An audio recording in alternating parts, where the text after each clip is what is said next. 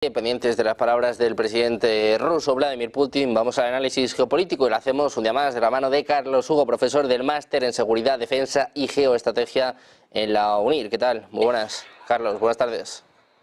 Muy buenas tardes, un placer estar con ustedes. Encantados de tenerte por aquí una vez más, Carlos. Como decía, mirando a la situación en Siria, también pendientes de las acciones de Israel, que dice que ha destruido el 70% del poder militar de Assad y que además ha terminado con la flota armada de Siria. Después del caos que se ha vivido en los últimos días, parece que Israel aprovecha la situación y está atacando hasta 320 veces en los últimos días. Quiero saber qué opinas tanto de la situación en Siria como de estos nuevos ataques de Israel. Bueno, pues yo lo que quiero es situar un poco lo que ha sucedido estos últimos días en Siria, ¿no? Para entender el colapso del régimen de Bashar al-Assad, lo que hay que poner sobre la mesa es que el régimen no ha caído como tal, sino que los generales han entregado la cabeza de Bashar al-Assad.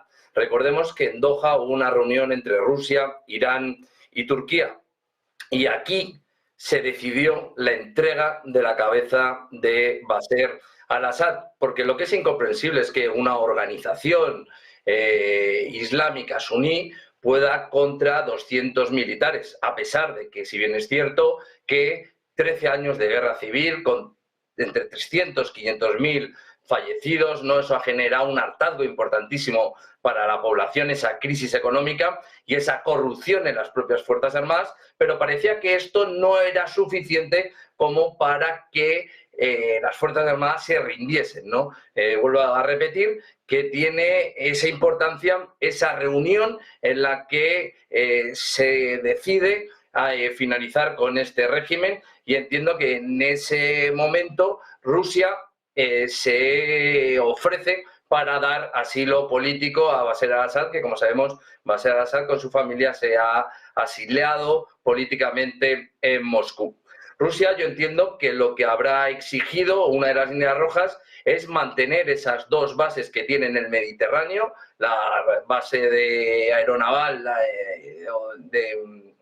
marítima, ¿no?, en Tartus, y la base aérea en Latakia.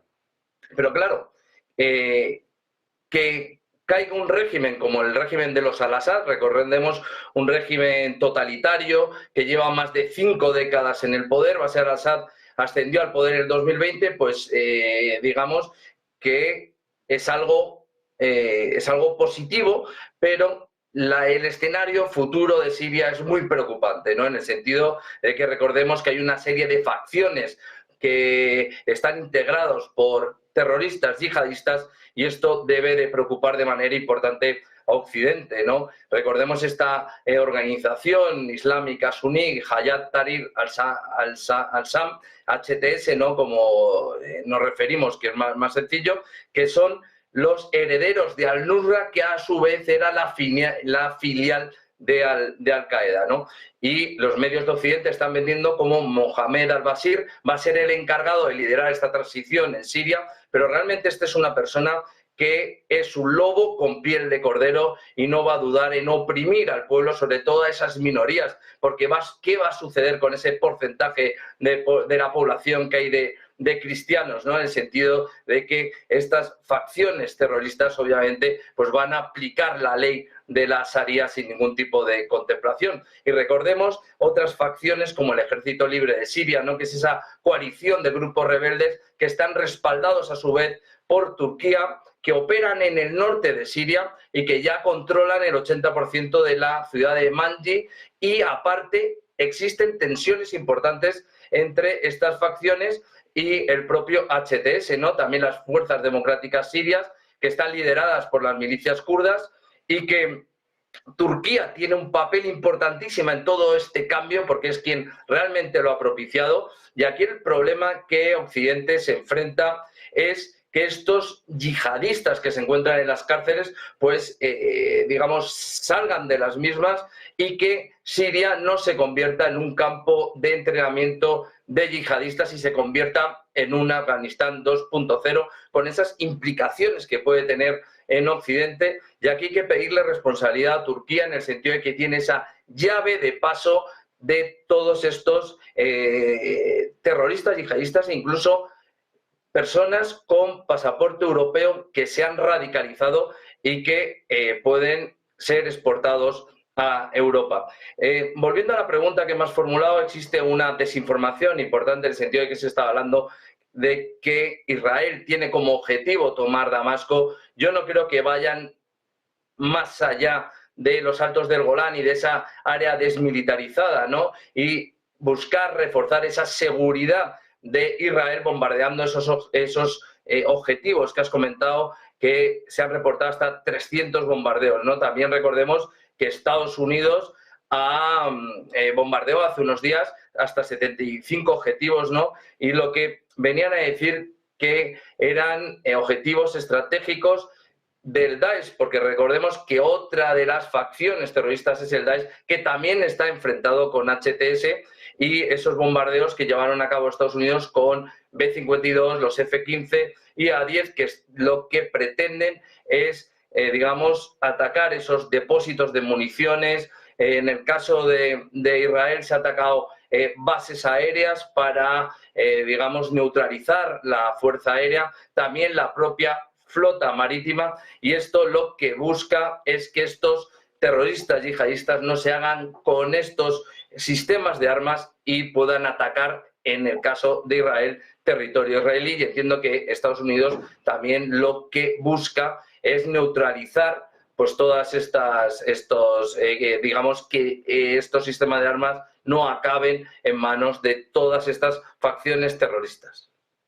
Bueno, pues pendientes de Siria, Carlos, también estamos mirando lo que sucede en Ucrania después de las palabras de este fin de semana de Donald Trump hablando de que quería una paz inmediata, de que quería una paz ya. Hoy hablaba el Servicio de Inteligencia Exterior de Rusia diciendo que está muy cerca de lograr sus objetivos y que Ucrania está al borde del colapso. Te quiero preguntar qué opinas de estas advertencias, estas declaraciones por parte de Rusia.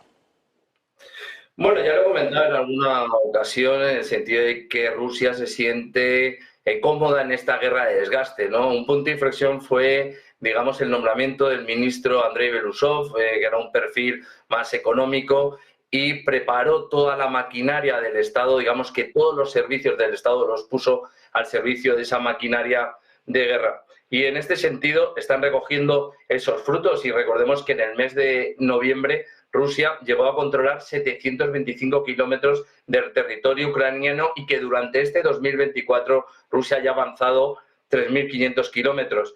La toma de Vuhledar ha sido fundamental y ese avance hacia Belkaya pues parece que realmente donde se está avanzando, ¿no? Y es que el propio secretario general de la OTAN, Mark Rutte, llegó a indicar hace unos días que Rusia estaba avanzando en todas las líneas de frente. En consecuencia, parece que si siguen este ritmo de avance, sumado con las complicaciones del invierno, de esas bajas temperaturas y la dificultad de acceso a los suministros eléctricos por parte de los ucranianos, que va a ser un invierno pues muy duro, parece que esto está avanzando a una velocidad importante. Este tablero de ajedrez que se está jugando en Ucrania, como he dicho, es una guerra de desgaste, de ahí que los avances que estoy reportando parece que no son tan significativos, pero en realidad lo son.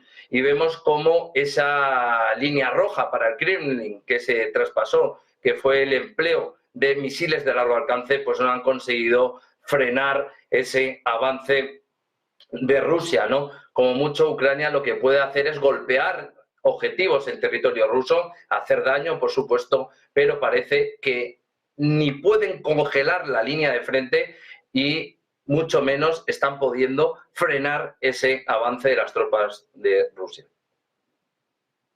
En este sentido, ya que estamos hablando de Rusia, te quiero preguntar por las declaraciones hoy de su presidente, un Vladimir Putin, que venía a decir que ya no necesita las armas nucleares. Dice que una cantidad suficiente de misiles Oresnik, que está rebajando esta necesidad. Ya decía la semana pasada que un ataque masivo con misiles Oresnik sería algo así como un ataque nuclear. Eso sí, claro, sin la radiación. Te quiero preguntar por esto, por estos misiles, que parece que es un nuevo as en la manga, ¿no?, para Vladimir Putin. Bueno, ya hemos descrito en alguna ocasión el funcionamiento de estos misiles Oresnik, unos misiles que tienen un alcance de 5.800 kilómetros. En consecuencia, no podemos marcarlos en misiles intercontinentales, sino, digamos, balísticos de medio alcance. Y que son devastadores, ¿no? Porque si bien es cierto que pueden albergar una ojiva nuclear, en este caso Rusia, digamos que estos misiles soportan armamento no convencional, pero que pueden albergar 6 cabezas nucleares o 36 cabezas no convencionales que, imagínense, pueden, digamos, atacar a 36 puntos simultáneamente. Estos misiles que operan a velocidades por encima de los 10 Mach, para que entiendan nuestros telespectadores, salen de la atmósfera, vuelven a reintegrar en la atmósfera y a esas velocidades el impacto que causan en el suelo pueden llegar a penetrar hasta 50, 60 o 100 metros de profundidad. Es un aviso a navegantes en el sentido de que lo que se está advirtiendo es a cualquier líder europeo u occidental.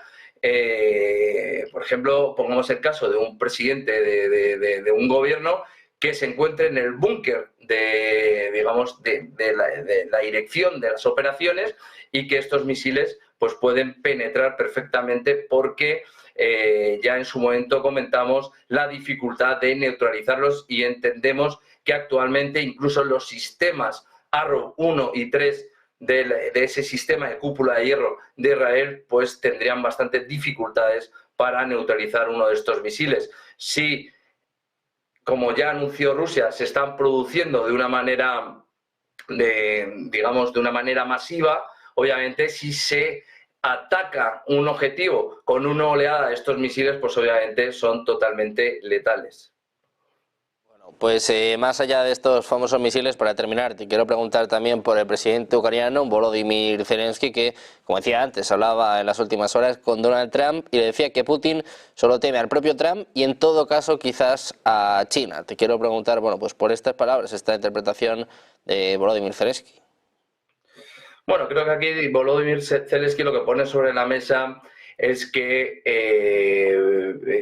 Putin no es que tema a Trump, pero sí que le respeta en el sentido de que Trump tiene una posición firme sobre la gestión del conflicto. Recordemos que en campaña ya avanzó esa posibilidad de que en 24 horas iba a acabar con el conflicto. Lo que iba a poner en marcha en esas 24 horas es ese proceso de negociación de una solución a este conflicto y que pasaba, como ya hemos apuntado en alguna ocasión, por cerrar el grifo de ayuda económica y militar a Ucrania y exigir a las dos partes que se sienten y que lleguen a un acuerdo negociado, ¿no? En este caso hemos dicho que muchos nos tememos que el conflicto en ese momento se congelará tal y como está y esas líneas o ese frente que haya, o esas líneas de frente que haya avanzado Rusia, pues pasarán a formar parte de la Federación Rusa.